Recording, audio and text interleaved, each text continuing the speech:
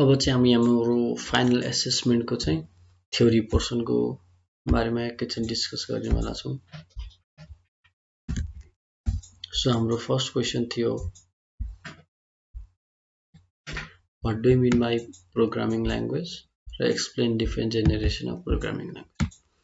Programming language भन्नाले हामीले के बुझ्छौँ भन्दा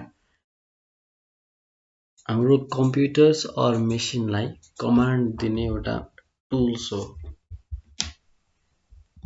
ठिक छ, यो चाहिँ एउटा स्ट्यान्डर्ड मेथड हुन्छ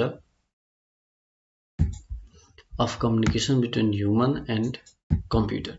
र यसमा पनि जस्तै हाम्रो एक्चुअल ल्याङ्ग्वेजहरुमा ग्रामर्सहरु हुन्छ नि, त्यस्तै यसमा पनि सिन्ट्याक्स र सिमेन्टिक रुल्स हुन्छ। हाम्रो पनि त ल्याङ्ग्वेजमा बोल्ने एउटा शैली हुन्छ नि, हो त्यस्तै पनि प्रोग्रामिङ ल्याङ्ग्वेजमा शुद्ध हुन्छ। र प्रोग्रामिङ ल्याङ्ग्वेजको भेरियस जेनेरेसन्स हुन्छ। एउटा फर्स्ट जेनेरेसन यो हैन, यो सेकेन्ड जेनेरेसन, यो हाम्रो थर्ड, यो फोर्थ, यो फिफ्थ। यो फोर्थ र फिफ्थ जेनेरेसन चाहिँ अझै पनि कन्टिन्यू भइरहेछ डेभलपमेन्टमा। अनि फर्स्ट जेनेरेसन चाहिँ हाम्रो मेसिन ल्याङ्ग्वेज हो। सो यो जेनेरेसनमा के हुन्छ भन्दा हाम्रो कोड्सहरु नि हैन, हाम्रो ल्याङ्ग्वेज चाहिँ नि बाइनरीको फर्ममा हुन्छ के 0 र 1।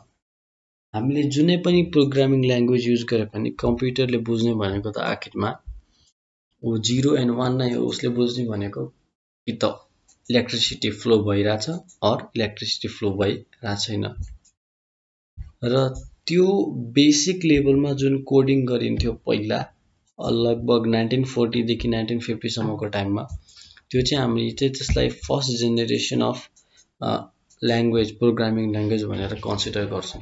ठीक छ, यो यस्तो खालको ल्याङ्ग्वेज चाहिँ आई मिन बाइनरीमा चाहिँ कोड लेख्न चाहिँ एकदम अप्ठ्यारो हैन, डिबगिङ गर्नुपर्ने गाह्रो हुने गर्थ्यो। त्यसपछि अलिकति प्रोग्राम डेभलप हुँदै गए र सेकेन्ड जेनेरेसन आयो, यसलाई भन्छौं हामी एसेम्बली ल्याङ्ग्वेज। यो एसेम्बली ल्याङ्ग्वेज चाहिँ कस्तो फर्म अफ ल्याङ्ग्वेज हो भन्दा यो चाहिँ एकदम क्लोज छ के हैन, एक्चुअल मेसिनको हार्डवेयरसित एकदम क्लोज भएको, एक्चुअली कम्प्युटरको सीपीयूमा प्रोसेसेसहरु कसरी हुन्छ त्यो अनुसारलाई यसलाई लेखिएको हुन्छ। र यो एसेम्बली ल्याङ्ग्वेज चाहिँ हरेक सीपीयूको लागि फरक फरक हुन्छ। इन्टेलको सीपीयूको लागि छुट्टै ल्याङ्ग्वेज आई मिन छुट्टै टाइपले लेखिन्छ भने एएमडी को सीपीयूको लागि छुट्टै टाइपले लेखिन्छ एसेम्बली ल्याङ्ग्वेज। र एसेम्बली ल्याङ्ग्वेज चाहिँ न्युमोनिक्सको हिसाबमा लेखिन्छ, जस्तै एड, मुभ हैन, एकदम एक्सप्लिसिटली हजुरले कति मेमोरी युज गर्नुहुन्छ, कसरी युज गर्नुहुन्छ सबै एकदम मजाले पुरै भन्न पर्छ के एसेम्बली ल्याङ्ग्वेजहरुमा। त्यो भएर यो चाहिँ अलि अप्ठ्यारो हुन जान्छ। यो मेसिन ल्याङ्ग्वेज र एसेम्बली ल्याङ्ग्वेज यिनीहरुलाई चाहिँ हामी लो लेभल प्रोग्रामिङ ल्याङ्ग्वेजमा चाहिँ हामी यसलाई कन्सिडर गर्न सक्छौं।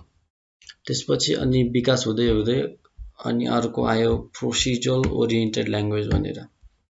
ठीक छ, यो चाहिँ डेभलप कतिखेर भयो 1958 देखि 1985 सम्म यसको एकदम युज भइरह्यो। ठीक छ, अनि यो प्रोसिजरल ओरिएन्टेड प्रोग्रामिङ ल्याङ्ग्वेजको नामैबाट थाहा पाइन्छ के भनेछ, प्रोसिजरल मतलब a language that follows step by step instruction to solve a particular problem। ठीक छ, अनि यसको एक्जाम्पल्सहरु फोर्टान, पास्कल, सी। प्रोसिजरल ओरिएन्टेड ल्याङ्ग्वेजहरुमा के हुन्छ भन्दा एउटा प्रब्लम सल्भ गर्ने एप्रोच चाहिँ हैन, कसरी सल्भ गर्ने, यो स्टेप पछि यो गर्ने, यो स्टेप पछि यो गर्ने हैन, त्यस्तो हुन्छ। सो हामीले चाहिँ यसलाई प्रोसिजरल ओरिएन्टेड ल्याङ्ग्वेज भन्छौं। यिनीहरुको सिन्ट्याक्सहरु चाहिँ जुन यो एसेम्बली ल्याङ्ग्वेजहरु छ तिनीहरुको भन्दा चाहिँ अलि सजिलो थियो र अलिअलि ह्युमन रिडेबल पनि थियो यो चाहिँ प्रोसिजरल ओरिएन्टेड ल्याङ्ग्वेजको। अनि अर्को छ हाम्रो प्रब्लम ओरिएन्टेड ल्याङ्ग्वेजेस। यो चाहिँ अझै पनि युजमा छ, वाइडली युज भइराछ प्रब्लम ओरिएन्टेड ल्याङ्ग्वेजहरु। 1985 मा डेभलप भएको थियो र अझै पनि यसको डेभलपमेन्ट सुरु भइरहेको छ। जस्तै हामी ओराकल, म्याटल्याब हैन, म्याटल्याब प्रब्लम ओरिएन्टेड एकदम म्याथमेटिक्सको धेरै प्रब्लमहरु सल्भ गर्छ। अनि म्याटलिबहरु जस्तो ग्राफिङ टुल्सहरु पनि छ हामीसँग, त्यो पनि हामी यसलाई प्रब्लम ओरिएन्टेड प्रोग्रामिङ ल्याङ्ग्वेज भन्न सकिन्छ हैन। अनि यसपछि problem oriented language or non procedural language मतलब which allow the user to specify what the output should be without describing all the details of how the data should be manipulated to produce the result. मतलब procedural programming ल्याङ्ग्वेजमा चाहिँ हामी पुरा एकदम होइन कम्प्युटरलाई step by step instruction दिन्छौँ होइन त्यसरी गर्छौँ भने प्रब्लम ओरिएन्टेड ल्याङ्ग्वेजमा चाहिँ हामीलाई जस्ट यसको हेल्पबाट चाहिँ प्रब्लम सल्भ गर्न छ। प्रब्लम कसरी सल्भ गर्न छ भन्दा पनि हामीलाई चाहिँ जस्ट प्रब्लम सल्भ गर्न छ, त्यस्तोलाई चाहिँ हामी प्रब्लम ओरिएन्टेड ल्याङ्ग्वेज भन्छौँ। जस्तै म्याटल्याब हजुरले युज गर्नुभयो भने त्यसमा म्याट्रिक्स मल्टिप्लाई गर्न छ भने जस्ट हामीले चाहिँ इनपुट दिने म्याट्रिक्सको लागि र त्यसलाई मल्टिप्लाई गर्ने होइन, त्यसलाई कसरी मल्टिप्लाई गर्ने त्यसको फर्मुलासँग हामी चाहिँ वास्ता राख्दैनौँ। त्यसैले चाहिँ यो चाहिँ एकदम पपुलर हुन्छ किनकि अन्डरलाइन प्रिन्सिपल्सहरू अन्डरलाइन फर्मुलाजहरूको लागि हामीले धेरै चिन्ता लिनु पर्दैन। म्याक्सिमम युजुअल प्रब्लम्सहरूको चाहिँ सबै पहिले सेट भइसकेका हुन्छ। अनि अर्को चाहिँ नेचुरल ल्याङ्ग्वेज, यो चाहिँ अझै डेभलपमेन्टमा छ, राम्ररी डेभलपमेन्ट भएको छ भन्न अलि मिल्दैन है, 1990बाट स्टार्ट भएको रहेछ। सो नेचुरल ल्याङ्ग्वेज भनेको चाहिँ हामी हाम्रो ह्युमन्सको ल्याङ्ग्वेज जस्तो हामीले चाहिँ कोडिङ गर्दा जस्तै मेसिनमा हुन्छ नि अलि क्रिप्टिक हिसाबले कोडिङ गर्छौँ अनि त्यस्तो नै अब हामी फ्लुएन्टली स्पिक गरिरहेछौँ त्यस्तै टाइपको प्रोग्रामिङ ल्याङ्ग्वेजलाई चाहिँ हामी नेचुरल ल्याङ्ग्वेज भन्छौँ होइन। एकदम एडभान्स कुराहरू छ जस्तै लिस्पहरू छ, लिस्प भनेको आर्टिफिसियल इन्टेलिजेन्सको लागि हो होइन, प्रोलग मर्करीहरू एकदम एडभान्स प्रोग्रामिङ ल्याङ्ग्वेजेसहरू हो। यो चाहिँ अझै पनि डेभलपमेन्टमा छ। अनि हाम्रो सेकेन्ड क्वेसन हो, यतातिर पनि केरेको रहेछ नि,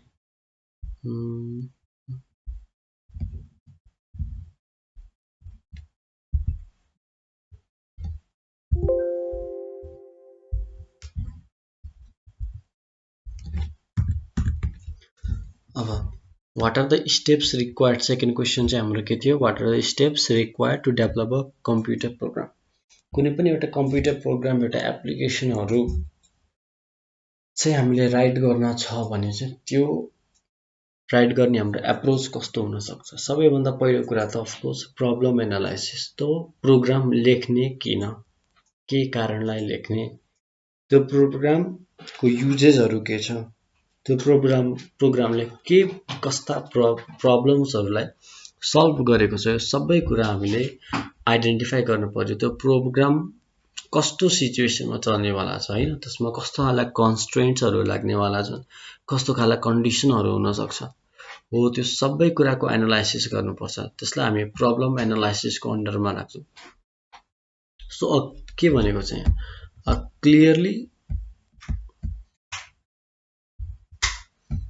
A clearly defined problem is already half solution.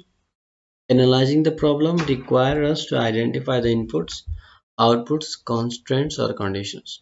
ठीक छ, यो चाहिँ हाम्रो प्रब्लम एनालाइसिसको कुरा भयो। त्यसपछि छ algorithm development and flow charting. So algorithm भनेको चाहिँ के हो, हाम्रो स्टेप बाई स्टेप, यही लेखेको छ definition. Algorithm is step by step procedure for solving problem in finite number of steps होइन। एल्गोरिदमको क्वालिटिज के हुनसक्छ, यो चाहिँ फाइनाइट हुनुपर्छ होइन, यसमा इनपुट्स हुनुपर्छ एल्गोरिदममा, यसमा आउटपुट्स हुनुपर्छ, यो चाहिँ डिफाइनाइट हुनुपर्छ र अफकोर्स सबैभन्दा इम्पोर्टेन्ट कुरा इफेक्टिभ पनि हुनु पर्यो।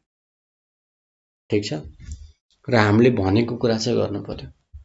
अनि एल्गोरिदमले चाहिँ हाम्रो प्रोग्राममा स्टेप बाई स्टेप भन्छ कि होइन, यो गर्ने, यो पछि यो गर्ने, इनपुट लिएपछि यो गर्ने, मल्टिप्लाई गर्ने कि त्यसलाई डिभाइड गर्ने कि होइन, के त्यसमा कस्तो खालको अपरेसन्सहरू गर्ने, कस्तो लजिक युज गर्ने, सबै कुरा चाहिँ हाम्रो एल्गोरिदममा हुन्छ। र त्यही एल्गोरिदमलाई अब हामीले भिजुअलाइज गर्न सजिलो हुन्छ भनेर हामी चाहिँ त्यसको फ्लो चार्ट गराउँछौँ। यसले चाहिँ हाम्रो प्रोग्रामहरू कस्तो डाइरेक्सनमा फ्लो भइरहेछ होइन, त्यसलाई चाहिँ यसले रिप्रेजेन्ट गर्छ, एकदम सजिलो हुन्छ भिजुअलाइज गर्न।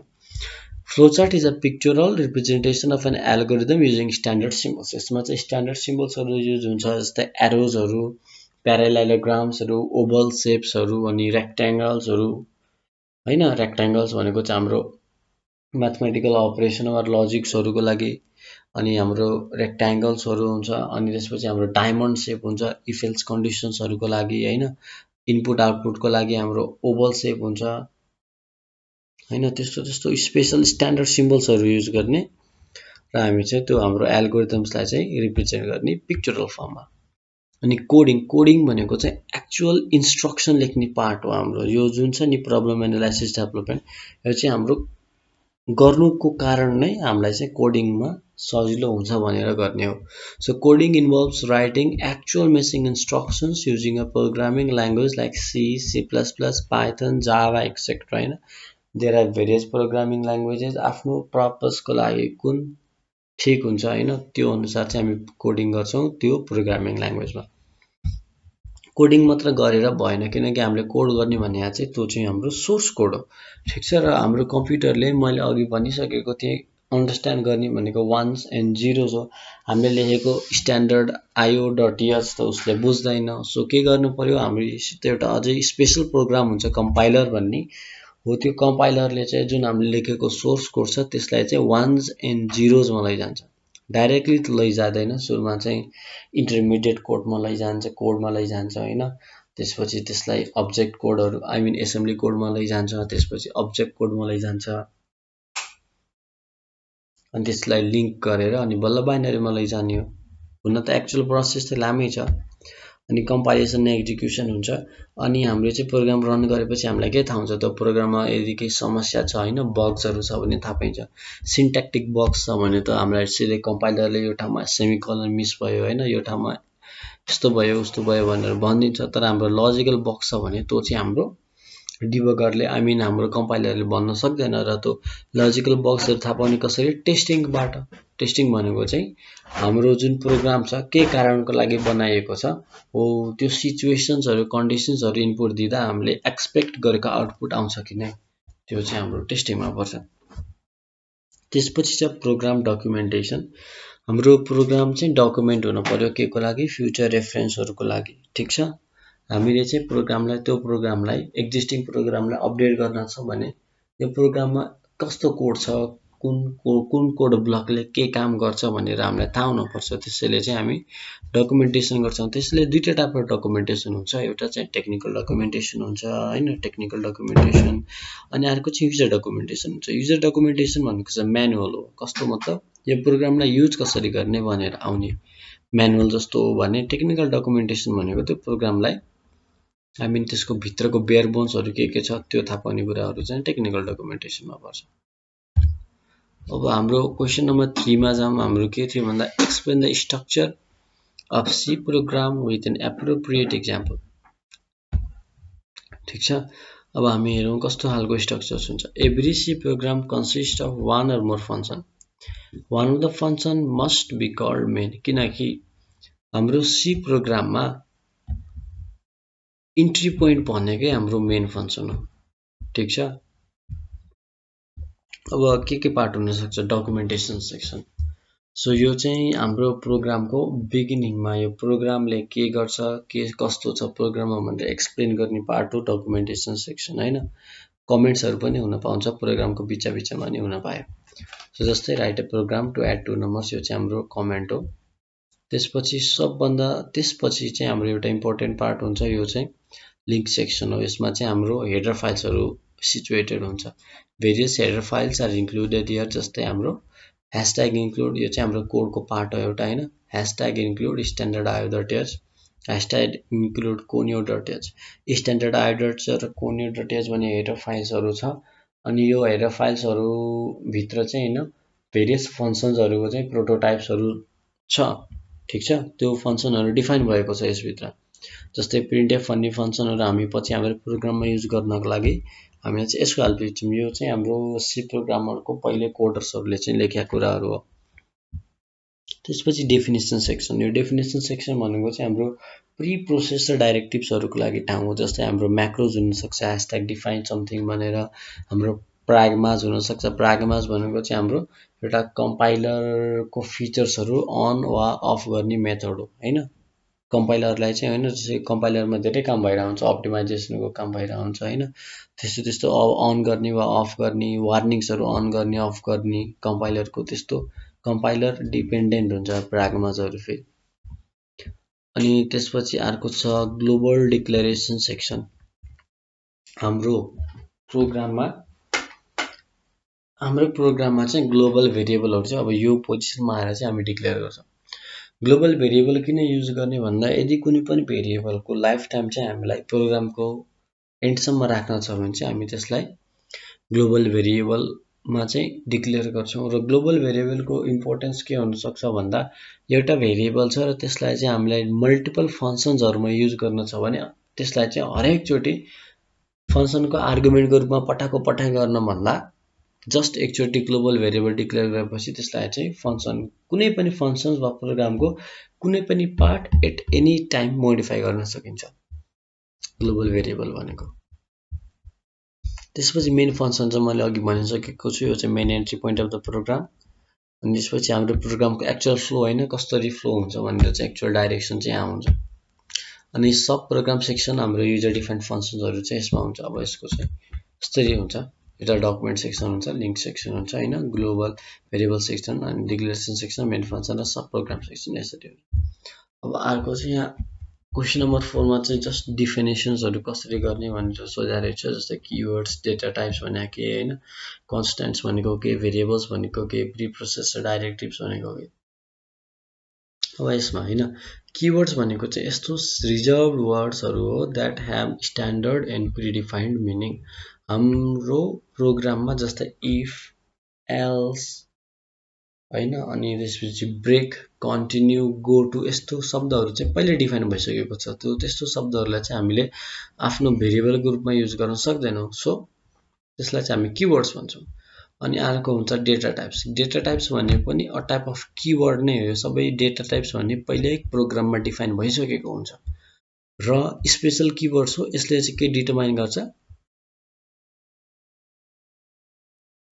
क्यारेक्टरिस्टिक्स अफ अ भेरिएबल, कस्तो टाइपको भेरिएबल हो। जस्तै इन्टिजर टाइपको भेरिएबल हो कि फ्लोटिङ पोइन्ट भेरिएबल हो कि डबल हो कि एरे हो कि होइन, कस्तो टाइप हो त्यो चाहिँ डेटा टाइपले दिन्छ। कन्स्ट्यान्टबाट नामैबाट थाहा भइरहेछ, यो चाहिँ चेन्ज गर्न नहुने। कन्स्ट्यान्ट भनेको यस्तो भ्याल्युजहरू हो हाम्रो प्रोग्राममा जसलाई चाहिँ हामीले एकचोटि डिक्लेयर गरेपछि प्रोग्राममा अरू ठाउँबाट मोडिफाई गर्न सकिँदैन। इम्म्युटेबल क्वान्टिटिजहरू हामी त्यसलाई चाहिँ कन्स्ट्यान्ट भन्छौँ। अर्को चाहिँ भेरिएबल भनेको भेराइ हुने, चेन्ज हुने। जस्तो क्वान्टिटिज जस्तो अब्जेक्ट्सहरू वा त्यस्तो चिजहरू हाम्रो प्रोग्राममा जसलाई चाहिँ हामी चेन्ज गर्न सक्छौँ प्रोग्राम रन हुँदा जताबाट पनि। हामी प्रोग्राम रन हुँदासम्म यसको स्कोपले भ्याएसम्म चाहिँ चेन्ज गर्न मिल्छ भने त्यसलाई चाहिँ हामी भेरिएबल्स भन्छौँ। र अर्को छ प्री प्रोसेसर डाइरेक्टिभ्स। यो चाहिँ हाम्रो कम्पाइलरले अरू हाम्रो सोर्स कोडलाई चाहिँ कम्पाइल गर्नुभन्दा एकदम पहिला नै काम गर्ने प्रोसेसहरूलाई चाहिँ प्री प्रोसेसर डाइरेक्टिभहरू भन्छौँ। जस्तै ह्यासट्याग डिफाइनहरू, म्याक्रोजहरू छ नि हाम्रो, प्राग्माजहरू, त्यो सबै हाम्रो प्री प्रोसेसर डाइरेक्टिभ हो। प्री प्रोसेसर डाइरेक्टिभ राख्नुको कारण के हुनसक्छ भन्दा हाम्रो प्रोग्राम जब एकदमै लार्ज हुन जान्छ त्यो सबै प्रोग्राम एकैचोटि हाम्रो मेमोरीमा लोड गरेर कम्पाइल गर्न अप्ठ्यारो हुनसक्छ। सो हामी चाहिँ प्री प्रोसेसर डाइरेक्टिभ युज गरेर सबै कोडलाई चङ्कमा डिभाइड गर्छौँ र त्यो चङ्कलाई चाहिँ अब्जेक्ट कोडमा कम्पाइल गर्छौँ र त्यो सबै अब्जेक्ट कोडहरूलाई बल्ल लास्टमा चाहिँ लिङ्क गर्दै मेसिन कोडमा लैजान्छौँ र त्यो गर्दा चाहिँ हाम्रो ऱ्याममा चाहिँ धेरै असर नपर्न सक्छ। त्यही भएर चाहिँ प्री प्रोसेसर डाइरेक्टिभ्सहरूको चाहिँ युज हुनसक्छ। अरू पनि छ प्रब्लम हामीसँग होइन। जस्तै के सोधेको छ एउटा क्वेसन भन्दा होइन, गेट सिएच, गेट क्यार अनि पुट सिएच र पुट क्यारको चाहिँ होइन सिन्ट्याक्स कस्तो हुन्छ, इक्जाम्पल्सहरू के छ भनेर लेख भनेर आएको थियो। गेट सिएच भनेको यो चाहिँ हाम्रो conio.h एउटा फाइलमा डिफाइन भएको छ। उसमा जस्ट क्यारेक्टर भेरिएबल होइन गेट सिएचमा, अनि कुनै पनि युजरले इनपुट गर्यो भने भेरिएबल, यो चाहिँ हाम्रो क्यार हाई भन्नेमा चाहिँ स्टोर भएर जान्छ। अनि गेट सिएच र गेट सिएच दुइटै कोनियोमा डिफाइन भएको छ र यसमा फरक के छ भन्दा गेट सिएचले चाहिँ एको गर्दैन भने गेट सिएचले एको गर्छ। जस्तै के भन्न खोजे भन्दा कुनै पनि लेटर टाइप गर्दाखेरि यदि त्यो स्क्रिनमा देखियो भने त्यसलाई हामी एको गरेको भन्छौँ। सो गेट सिएचले चाहिँ त्यस्तो गर्दैन, जे टाइप गरे पनि एक स्क्रिन ब्ल्याङ्क नै रहन्छ, देखिँदैन। तर गेट सिएचमा चाहिँ हाम्रो कुनै टाइप गरेको क्यारेक्टरहरू चाहिँ देखिन्छ। अनि गेट क्यारले पनि यिनीहरू दुइटाले जे गर्छ त्यही काम नै गर्छ, तर गेट क्यार चाहिँ हाम्रो स्ट्यान्डर्ड आयो.h मा चाहिँ डिफाइन भएको छ र जस्तै हामीले गेट.ch र गेट.ch मा जस्ट क्यारेक्टर इन्टर गरेपछि यो फंक्सनबाट एक्जिट हुन्छ भने गेट क्यारमा चाहिँ एउटा क्यारेक्टर इन्टर गरेर इन्टर क्यारेक्टर टाइप गरेपछि चाहिँ इन्टर पनि दबाउनु पर्छ, नत्र चाहिँ हाम्रो यो फंक्सनबाट एक्जिट हुँदैन र यहाँ चाहिँ भ्यालु गएर बस्दैन। इन्टर दबाएपछि बल्ल जान्छ। पुट्स भनेको चाहिँ हाम्रो डिस्प्ले गर्ने मेथड हो एउटा क्यारेक्टरलाई। पुट्स चाहिँ हाम्रो कोन्युमा डिफाइन भएको छ भने पुटक्यार चाहिँ हाम्रो स्ट्यान्डर्ड आयोमा चाहिँ डिफाइन भएको छ। अनि हाम्रो यो लास्ट क्वेशन छ, what is an operator, describe the logical operator with syntax. Operators भनेको यस्तो सिम्बल्सहरु हो that tells the computer to perform certain mathematical and logical operations. जस्तै हामीसित तीनटा लजिकल अपरेटर्सहरु छ, एन्ड, अर र नट। एन्डले के गर्छ भन्दा एन्डले चाहिँ यस्तो केसमा मात्र ट्रु दिन्छ जब इनिशियल दुईटा केसेसहरु हुन्छ नि हामीसँग, जस्तै यहाँ एज र स्यालेरी छ हैन, यदि यो दुईटै केसहरु ट्रु भयो भने मात्र यो अपरेटरले चाहिँ आफ्नो रिजल्टलाई ट्रु दिन्छ। यदि यिनीहरु दुईटामा कुनै पनि एउटा फल्स हो भने यसको रिजल्ट चाहिँ फल्स हुन्छ। अरमा फेरि के हुन्छ भन्दा कुनै पनि एउटा वा दुईटै पनि भयो के हैन, यसमा चाहिँ दुईटै ट्रु हुनुपर्छ यसको रिजल्ट ट्रु हुन भन्दा यसमा चाहिँ पर्दैन त्यस्तो।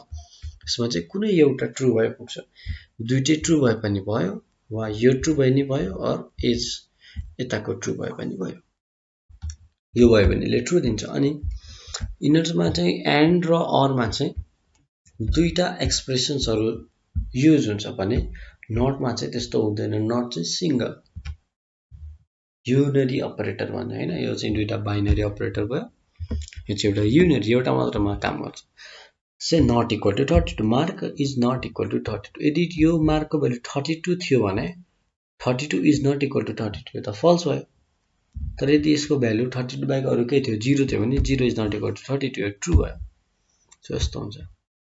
So this is the end of our program.